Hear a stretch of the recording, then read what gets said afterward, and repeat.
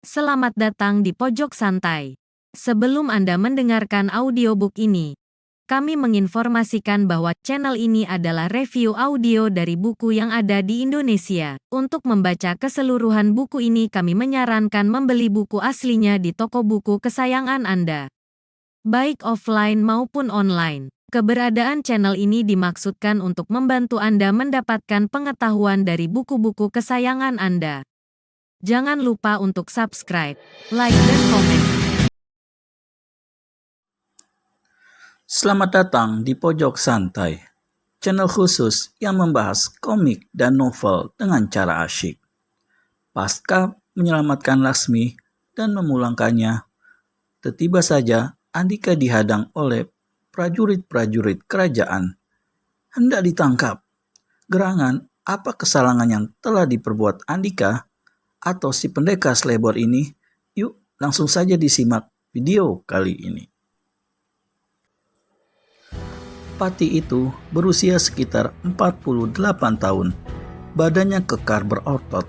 Sikapnya semakin gagah dengan sebilah keris pusaka di pinggangnya. Wajahnya tampak garang, meski tampak kumis melintang atau cambang bau. Apalagi kalau memperhatikan alis matanya yang lebat, hampir menyatu pada pangkalnya. Sinar matanya tetap mencerminkan semangat bergelora, meski rambutnya sudah banyak ditumbuhi uban. Berbeda dengan patinya Cokorde Ida Bagus Tanca, bertubuh agak pendek dan agak gemuk. Meski begitu, perutnya tidak terlihat buncit. Dengan pakaian kebesarannya, dia tampak tak kalah gagah dengan Pati Iwayan Rama. Wajahnya putih dengan kumis rapi. Karena usianya sudah cukup tua, wajahnya yang cukup tampan tampak sudah dihiasi kerutan. Andika jadi gelagapan tak karuan. Bibirnya meringis tak mengerti, apalagi ketika ke-28 orang prajurit mulai maju ke arahnya. Kutu goreng, bisa-bisa aku kedahuluan sepasang datu karang, maki Andika dalam hati.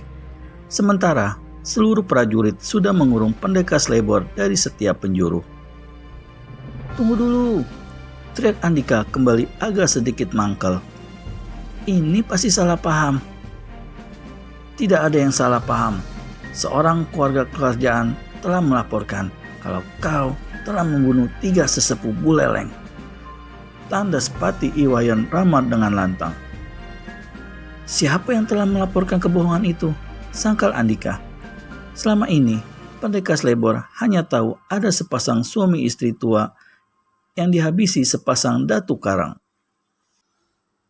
Entah siapa sesepuh lain yang dimaksud Pati Iwayan Rama. Tuan tadi menyebut-nyebut seorang keluarga kerajaan yang melaporkan hal itu, tanya Andika lagi. Apa dia Imade Raka? Mata Pati Iwayan Rama menyipit. Dari mana kau tahu? Hahaha. Tiba-tiba Andika tertawa. Sebaiknya Tuan sedikit mencari tahu apa orang itu bisa dipercaya atau tidak. Menurutku, dia hanya seekor ular berkepala 2. Tutup mulutmu anak muda, bentak Cokorde dengan mata agak terbelalak. Menyerah atau terpaksa kami menggunakan kekerasan. Andika menggeleng. Bagaimana mau menyerah kalau kesalahan tidak pernah dibuatnya? Menyerahkan diri untuk dihukum karena fitnah rasanya terlalu bodoh baginya. Kuminta pada Gusti agar menyelidiki kembali perkara ini, kata Andika. Pati Iwayan Rama tak bisa bersabar lagi. Setelah meminta izin kepada Cokorde, diperintahkannya pasukan untuk segera menyerang Andika. Serang!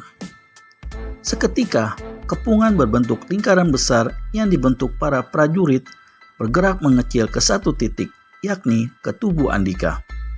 Bagai puluhan kuda liar, mereka meluruk menciptakan gumpalan debu yang tersamar kegelapan malam. Tombak di tangan masing-masing terancung lurus ke depan, siap merencah tubuh pendekar selebor dari tiap jurusan. Hiya!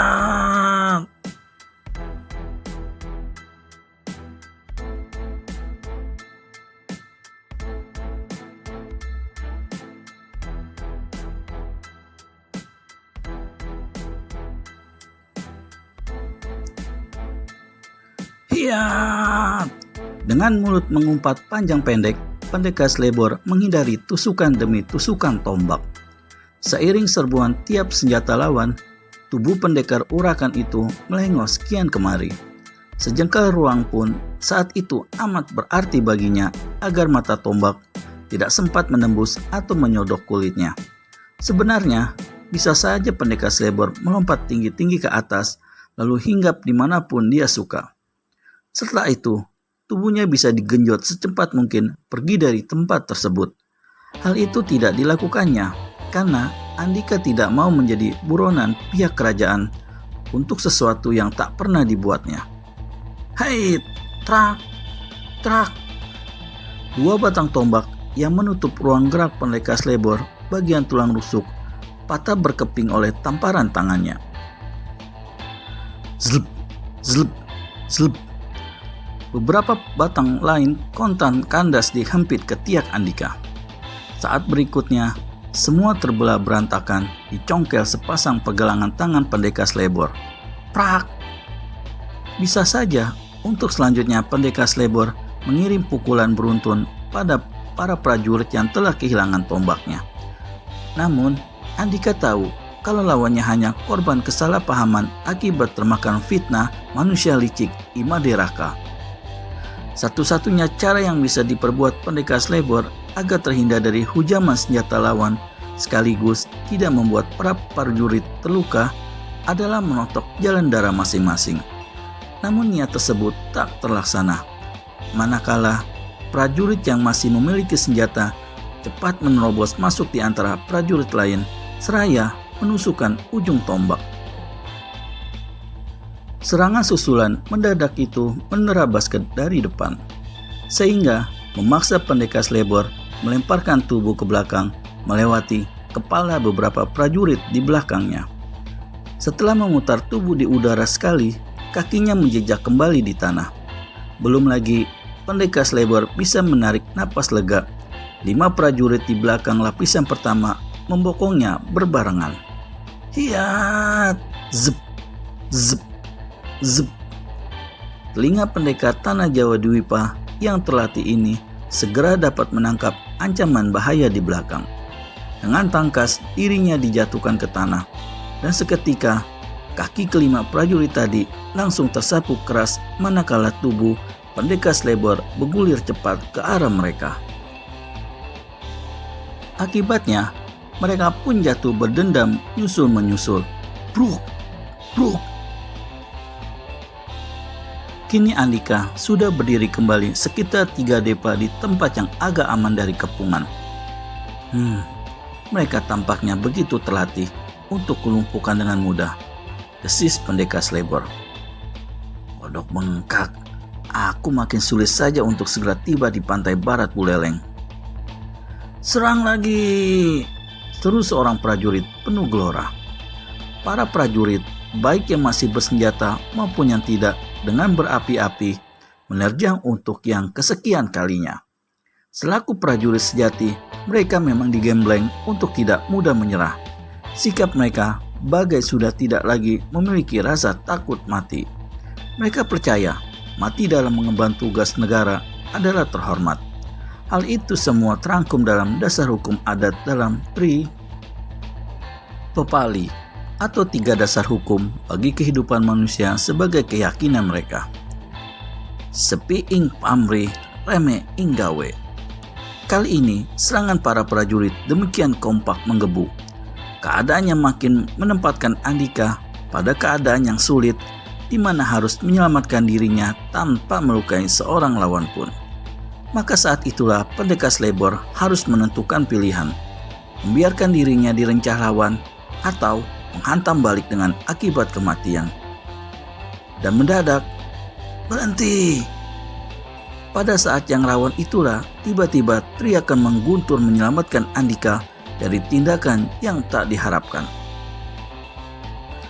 Dan seketika semua mata mencari arah datangnya suara.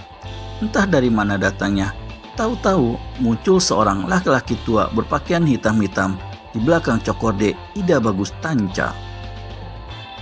Kirantengga ini, kenapa kau mencegah kami menangkap bocah perusuh ini? Tanya Raja Buleleng itu seperti tidak senang. Rupanya raja ini sudah kenal dekat dengan laki-laki tua yang dipanggil Ki Lantagaini tadi. Dia tidak bersalah, Cokorde. Akulah saksinya, kata Ki Lantagaini. Kemudian Ki Lantagaini segera menceritakan apa yang disaksikan terhadap tindakan Imade Raka selama ini. Juga tentang fitnah yang dilimpahkan kepada pendekar Slebor. Bisakah kehadiran Ki Lantagaini mengeluarkan Andika dari kemelut fitnah? Temukan jawabannya di video selanjutnya hanya di channel Pojok Santai. Segera subscribe dan tekan tombol lonceng untuk mendapat notifikasi video terbaru dari kami. Terima kasih dan sampai bertemu kembali.